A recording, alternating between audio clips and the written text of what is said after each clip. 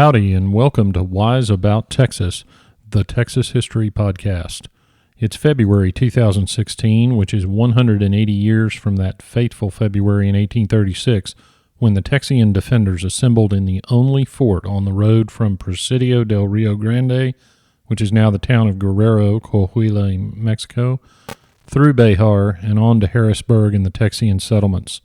That fort was an old mission called San Antonio de Bexar, and we now call it the Alamo.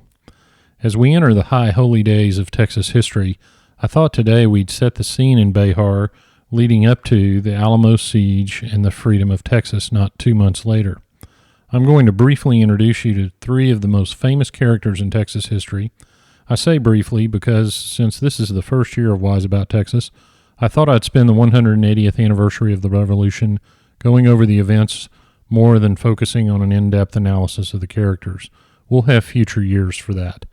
So let's go back 180 years to San Antonio de Bexar and get Wise About Texas.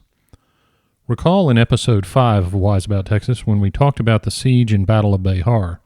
In December 1835, the Texians forced Santa Anna's brother-in-law, General Martin Perfecto de Cos, to surrender Bexar and head south. Prior to that victory, the Texians held a consultation in San Felipe and established a governmental structure, including Henry Smith as provisional governor and Sam Houston as commander of the army. After Bexar was taken, everyone exhaled and began looking for the next steps. Several Tejano and exiled Mexican officials advocated to Governor Smith that the Texians mount a campaign against Santa Anna and attack Matamoros. The Texian council enthusiastically supported the measure, but Governor Smith vetoed it, choosing not to trust the Mexican officials. The council promptly overrode the veto and issued instructions to Sam Houston to mount the expedition to Matamoros. Well, Sam Houston was nothing if not an independent thinker. He issued orders to Jim Bowie to organize a campaign against Matamoros, but the orders weren't very enthusiastic. Sensing this, the council bypassed him and ordered Smith to give the order for the expedition to Matamoros. Smith, of course, was opposed to the expedition, so he did absolutely nothing. The council then ordered the commander of the volunteers in San Antonio, Frank Johnson, to concentrate forces in Goliad and start the expedition. Governor Smith convinced Johnson not to do it, so the council stripped Johnson of command and gave it to Colonel James Fannin. Johnson then changed his mind again, and he got the command back. As you can tell, it was chaotic. The council purported to impeach Governor Smith at this time, although the organizing documents of the new Texas government didn't provide for impeachment. The council told Lieutenant James Robinson to take over as governor, but guess what? Governor Smith wouldn't leave. In fact, Smith wouldn't give over several of the key documents of the consultation and refused to give up the fancy new wooden seal of Texas. In fact, he threatened to, quote, shoot any SOB, close quote, that tried to take the seal from him. Luckily for Smith, after impeaching him, the council left town, so Smith just stuck around and acted like the governor, and people generally listened to him. One man that listened to him was William Barrett Travis, who Smith ordered to go to San Antonio and take command of the garrison. The political chaos would soon prove fatal to the Alamo defenders. Now, the Texas Army is a whole other subject. Recall from Episode 5 about the Battle of Bexar that keeping the Texas Army together was a delicate dance. The independent spirit of these frontiersmen in the Army carried all the way down to the day-to-day conduct. So once the victory had been won in Bexar, the Army was ready to go home and take care of their farms and families, so they did. There were roughly 100 people left in Bexar. Now, there were about 500 in Goliad, because remember, the orders concerning the Matamoros expedition concentrated the forces in Goliad. The rest of the men had scattered around the settlements. We also had several commanders. Houston was supposedly in charge, but didn't have anyone to command. Fannin or Johnson had the command in Goliad. Travis had been ordered to San Antonio, but James Neill was there and in command of the regulars, so it was a mess. In the meantime, Santa Anna was on the march. I might mention a couple of things that contributed to this situation as we found it in early February 1836. First, in March or early April 1835, Santa Anna issued a decree that limited the size of state militias, like the one in Coahuila, Texas, to one male for every 500 residents. That move, of course, was designed to limit resistance to his dictatorship. Another thing Santa Anna did was to send his brother-in-law and the commander of the garrison at San Antonio, General Cos, to Monclova to shut down the legislature of the state of Coahuila, Texas. Now, you can imagine the distrust that engendered among the residents, including the Texians. Now that the Texians had taken Bexar, They were meeting to form a rebellious government, and they were arming themselves. So Santa Anna felt like he had to crush any uprising. So to Texas he marched. Now, Santa Anna had about 6,500 men dedicated to the Texas campaign, but they weren't all in one place. There were two roads into Texas in 1836, one from Matamoros up the coast through Goliad, and the other from Guerrero to San Antonio de Bexar and on to the Texas settlements. He sent General Jose Urrea along the lower road and eventually to Goliad. Santa Anna took his column into San Antonio de Bexar. Now, there were some supporting companies that followed based on how much food and forage they could manage on their journey, which affected how close they were to the main bodies of the army. Santa Anna force-marched his troops at a very quick pace and would eventually reach Bexar well ahead of when the Texians expected him. So back to the Texians. The force at Goliad, remember, was eager to launch an expedition to Matamoros. Now, this was absolute folly to the more thoughtful crowd consulting at San Felipe.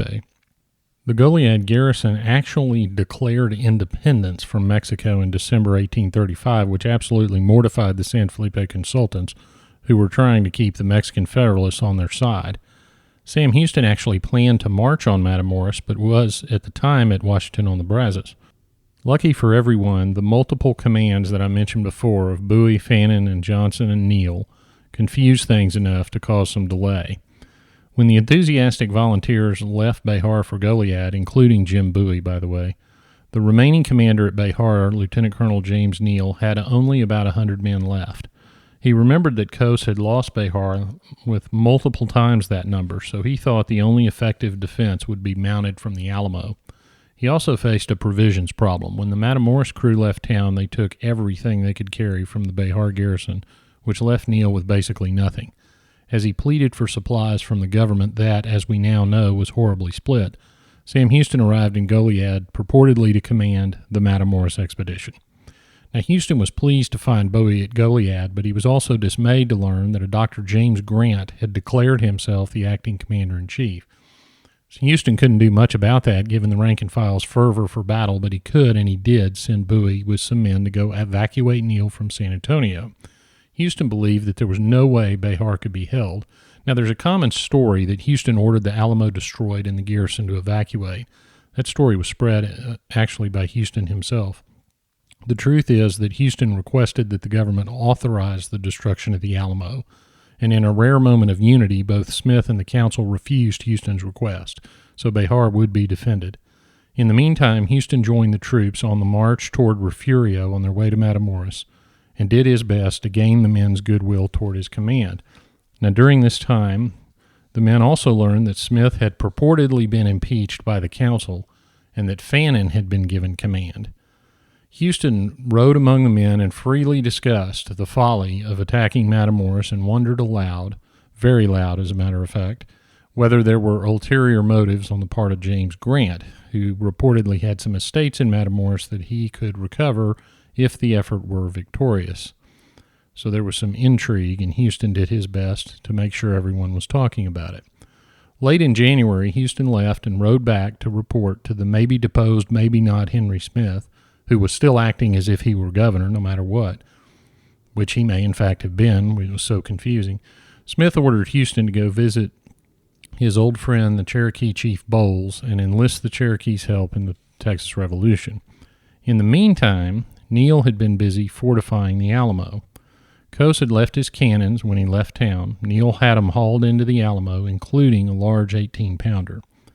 Now, Green Jameson, who was a lawyer who had settled in Brazoria in 1830, was the chief engineer of the Alamo defenses. He had most of the guns installed in strategic positions along the walls. Bowie arrived at the Alamo in late January with Houston's apparent order to do something with the fort, only to find Neill and his men hard at work on these fortifications. Now remember, Bowie had been a resident of Bexar and a member by marriage of one of the most prominent families in town. Remember also from episode 5 of Wise About Texas when we learned about the Battle of Concepcion, Bowie had been the tactician in that fight and had used the natural advantages of his chosen battlefield, the nearby river and trees, to tremendous advantage. Without any artillery, Bowie, Fannin, and 90 men had whipped hundreds of General Cos's best infantry and had captured a Mexican cannon in the process, and they'd done it with only one casualty. I mentioned in that episode that the Texians would be emboldened by that victory and their dominance of the Mexican army, even though the Mexican army had superior numbers. Well, that bold feeling came home to roost in the Alamo, at least for Jim Bowie, when he saw what Neill had done with the place. The more he thought about it, the more Bowie thought Bexar might be the right place to make a stand. The Alamo looked eminently defensible, and with all the artillery they had, the Texians, though they were small in number, must have felt pretty formidable. As we know, they were formidable, but the numbers ended up being impossible. In any event, Bowie wrote to Smith and told him that the Alamo should be defended at all costs. Now, I want to take a minute and give you a quick introduction to Jim Bowie. Bowie was already famous before he started to become a part of the Texas Revolution. He was born in 1796 in what is now Simpson County, Kentucky. The present day seat of Simpson County is Franklin, Kentucky, by the way, and a portion of the county is on the Tennessee border. By 1801, he had moved with his family to Louisiana in what's now Catahoula Parish. Bowie is described as open and frank, but an absolute terror when angered. Bowie fought in the War of 1812, and it's said that he and his brother Reason, spelled R-E-Z-I-N, and if there are any expectant mothers listening to this, I think Reason is another name that's vastly underused, so I encourage you to name your baby boys Reason. Anyway, Reason and Jim Bowie were on their way to join Andrew Jackson at New Orleans when the war ended. After 1812, Bowie went into the slave trade with the noted Galveston pirate Jean Lafitte. The Bowies amassed about $65,000 in that slave trade, which would be well over $1 million today, so they quit. The Bowie brothers were also land speculators, and it's reported that not everyone with whom they did business was happy about the way the transactions were conducted. In 1827, over a business deal, Bowie got involved in what's now called the Sandbar fight. In that fight, Bowie's target was a sheriff named Wright. In the course of the fight, Bowie was shot 3 times and stabbed several times before finally plunging the blade of his now famous large butcher knife into Wright's unfortunate chest. Bowie was a tough guy. By 1836, Bowie had settled in Bexar and had married Ursula Viramendi, who was the daughter of the vice governor. He had amassed a lot of land, although many of his claims were alleged to be fraudulent. Ursula and Bowie's children, Ursula herself and their children, would die in a cholera epidemic while they were in Monclova, Mexico in 1833. Now, earlier I mentioned that Santa Anna ordered General Coast to dissolve the government at Monclova, but he also ordered the arrest of any Texan that was doing business there. Well, Bowie was there at that time, so he fled back to Texas. He then started advocating for war with Mexico and returned with some militia to his old home at Bexar and seized some Mexican arms. Later that year, Bowie would join the Texan Army, and you can listen to Episode 5 of Wise About Texas to learn about his participation at the Battle of Concepcion and the Siege of Bexar. So let's return to Smith's receipt of Bowie's recommendation to defend Bexar. Smith took Bowie seriously, and he ordered William Barrett Travis, also a veteran of the Battle of Bexar, to raise a company of men and go reinforce the Alamo garrison. Well, Travis, unfortunately, was only able to raise about 29 men, and he asked Smith to let him off the hook as the recruiting officer. Smith would not, and Travis begrudgingly did his duty, taking his volunteers to Bexar. Travis arrived at the Alamo on February 3rd, 1836. Now let's talk about, briefly, William Barrett Travis. Travis was born in Saluda County, North Carolina in 1809. He was childhood friends with eventual fellow Alamo defender James Butler Bonham. Travis went to school in Claiborne, Alabama, and studied law there after graduation. He married a lady named Rosanna Cato in 1828, and they had a son named Charles Edward Travis in 1829. Travis had started a newspaper in Claiborne, the Claiborne Herald, and became an adjutant in the Alabama militia. Only a year later, Travis abandoned his wife and son and an unborn daughter and fled Alabama. Now, a commonly told story is that he doubted the parentage of his unborn daughter and killed a man because of it. There's not a lot of hard evidence, though, of what really happened, so we'll never know for sure. Travis immigrated to Texas in 1831, about a year after immigration was declared illegal by the Mexican government, and he alleged that he was single. He began practicing law in Anahuac, where he became associated with the War Party, which was a group that opposed the anti-immigration law of 1830. Now, Anahuac was the scene of several of the early disputes between Texas and Mexico. One of the first significant disputes in Anahuac arose when Travis was engaged as a lawyer to assist with the return of runaway slaves being harbored by a Mexican government official, originally from Kentucky, named John Bradburn. Travis passed a note to Bradburn saying his client was returning with a large force to liberate his slaves, which turned out to be a prank. In return for the prank, Bradburn had Travis and his law partner Patrick Jack arrested and imprisoned at Anahuac. The citizens assembled and demanded that Travis and Jack be freed. The citizens drafted what were called the Turtle Bayou Resolutions, pledging loyalty to the Mexican Constitution of 1824, which will become very important later, so remember the Constitution of 1824. One group of citizens sailed for Brazoria to get a cannon and bring it back to Anahuac, so you can imagine what they were going to do. The Mexican commander at Nacogdoches had to travel down to Anahuac and eventually ordered Travis and Jack to be released. But the incident led to several armed clashes known as the Anahuac disturbances. There were also armed fights at Velasco, which we discussed in Episode 4, and at Nacogdoches. So Travis left town and set up his law practice in the capital of San Felipe de Austin. There he met a lady named Rebecca Cummings and promised to marry her. He was in the middle of divorce proceedings filed by his wife in Alabama, and though those proceedings were final in 1835, Travis probably never knew that, and he certainly never married Rebecca Cummings. Now, a new Mexican garrison had set up in Anahuac, and Travis was ordered by Stephen F. Austin to command an assault against that garrison. He did so successfully, and he captured the Mexican garrison. The Texans who wanted peace started calling Travis a troublemaker, and General Cos ordered him to surrender. Now, he didn't, of course, and eventually joined the militia in Bexar. He then returned to the San Felipe consultation, where the events I described earlier occurred that led him to return with his volunteers to Bexar. Returning to February 3rd, 1836, Travis arrives at the Alamo with his recruits, and the regulars there are commanded by James Neill. Now, I want to mention two quick things about James Neill. First, he's the man who fired the cannon in Gonzales on October 2nd, 1835. The Mexican army came to take the cannon from the settlers who made the now famous flag, inviting him to try and do just that. It said, "Come and take it." When the Mexicans did try to come and take it, Neill fired the cannon at them. Another interesting thing Neill did while in Bexar in early 1836 is to make a peace treaty with the Comanche Indians.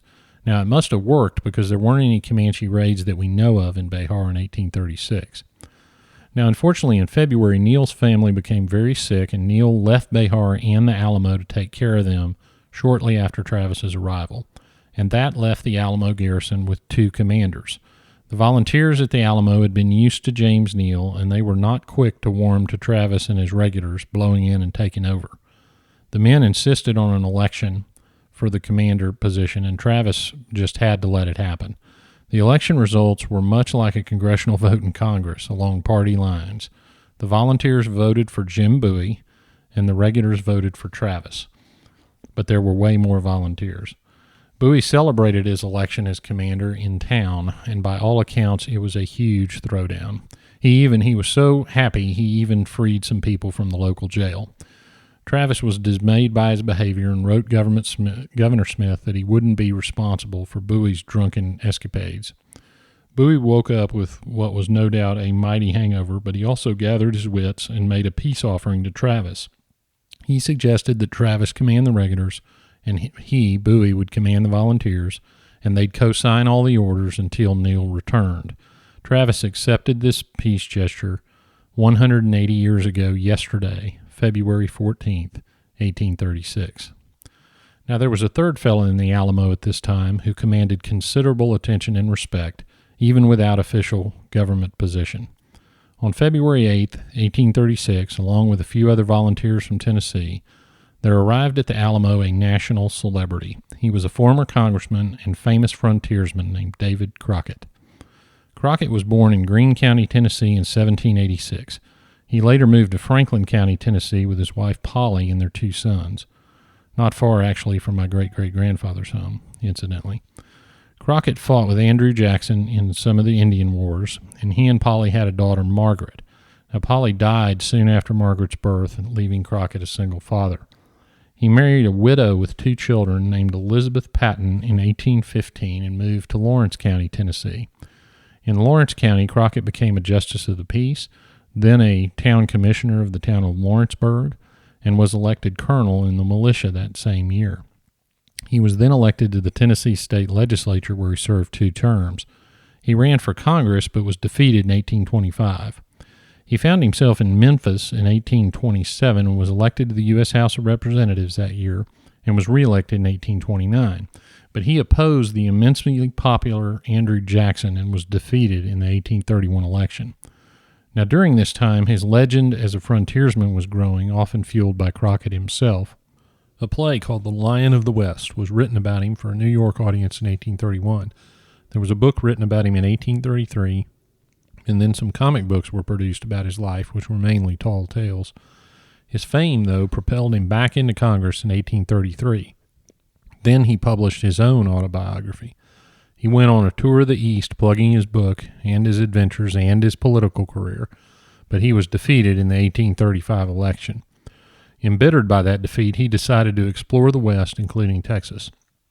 In a now famous quote, he told a group assembled in a bar to toast his departure that, quote, "You may all go to hell, and I will go to Texas." And so he did.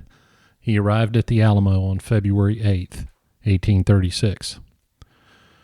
This episode is being released on February 15th, 2016. 180 years ago today, Crockett and his men were in Bexar.